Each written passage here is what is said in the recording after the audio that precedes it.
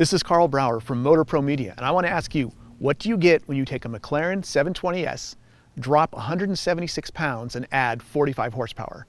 What you get is the McLaren 765LT.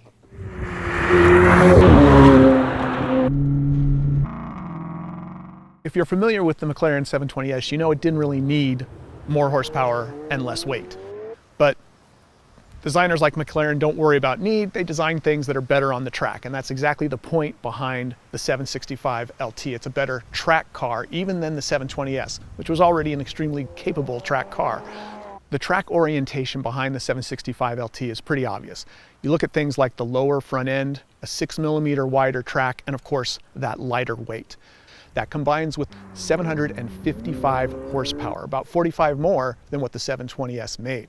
That 4-liter V8 is actually mounted on stiffer arms within the chassis, which means more of that engine's activity is transmitted through to the cabin where you're sitting. But is that really a bad thing when it comes to a high-performance V8?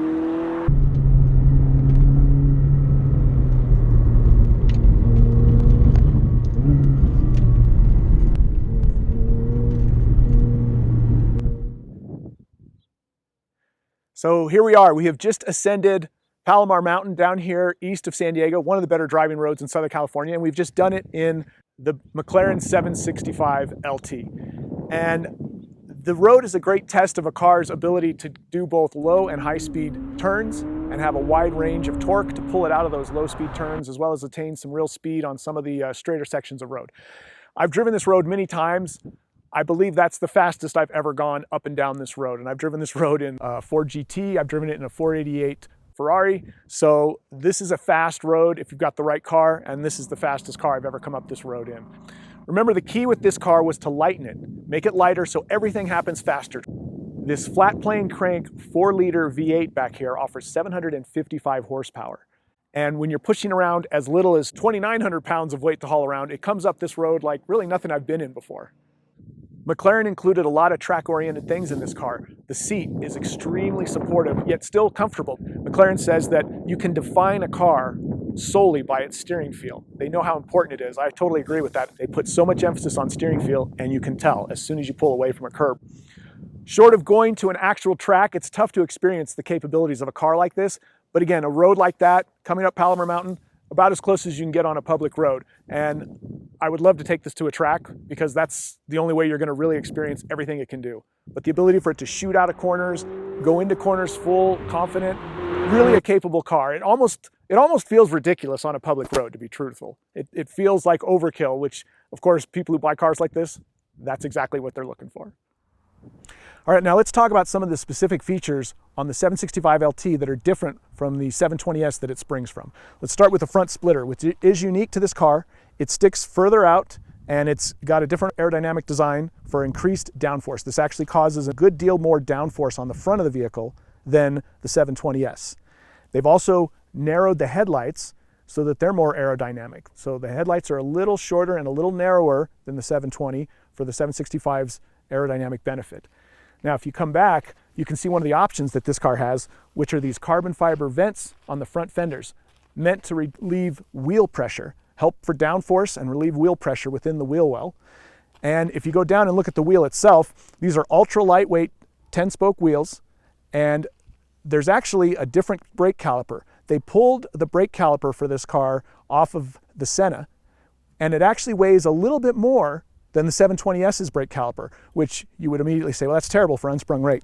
It would be in theory, but the wheels are actually lighter than the 720S wheels by a chunk, and the springs, the McLaren 765LT has specific springs that are lighter by 3.3 pounds. They're a different spring design, and they're lighter also at each of the 4 wheels. So the overall unsprung weight, despite slightly heavier calipers, is lighter on this car. It does have less unsprung weight than the 720S, and more importantly, it stops better.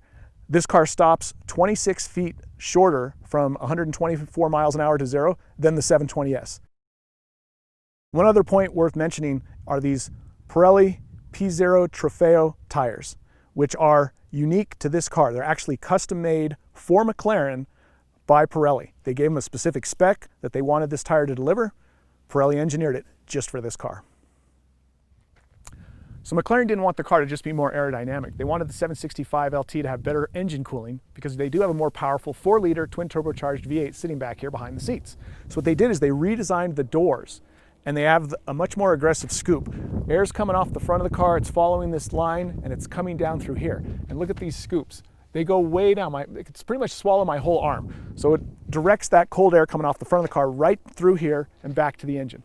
But if you really want to get cooling, you can spend an extra $36,340 and you get what's known as the roof scoop.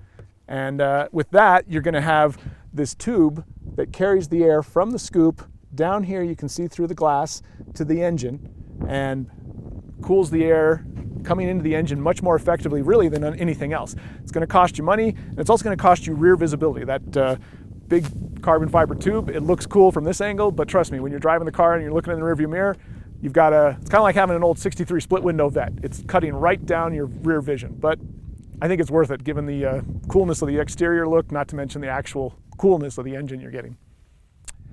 Just like the rest of the car, the rear of the 765LT has some unique features to increase both aerodynamics and downforce. First, you've got these kind of wings that are on the corners, front and rear corners. This is literally meant to keep the air coming down the side of the car from just spinning off into the main airstream. That actually makes the car more aerodynamic and more stable.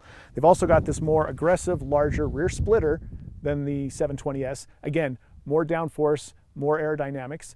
And finally, they've got a larger rear wing than the 720S. This is larger so that there's increased rear downforce, balancing out the increased front downforce from the more aggressive front splitter. This, of course, is active like on so many of these modern supercars. It will move around for braking assistance when you're hard on the brakes. So what does all this mean at the end of the day? It means a lighter, more capable track car, exactly as McLaren engineered the 765LT to be. This is a car that's going to deliver more urgency, more immediacy when you drive it aggressively, whether on the track or on the street. That means it's going to be great fun when you can be in a closed course, but it also means, well, it might not be quite as easy to live with as a 720S, a more grand touring car that still offers a lot of performance and great acceleration and track numbers in general. I look at something like the 765LT and I think, this is a focused vehicle, and there's going to be customers out there who want exactly what it delivers. Apparently, so many that it's already sold out for 2020 and 2021 in the US. Clearly, there's a desire to have vehicles that are this capable, even if they may be a little overkill on the street. But that's okay. Once again, this is not about need, this is about want, this is about desire. McLaren keeps chasing that, and they keep really succeeding. Every one of their next vehicles seems to draw a little more of that out of the buyer base out there. And we see it in things like the 720S's high price and high demand, and now its successor, the 765LT. This is Carl Brower from MotorPro Media. Please click and subscribe, and look for you the next time around.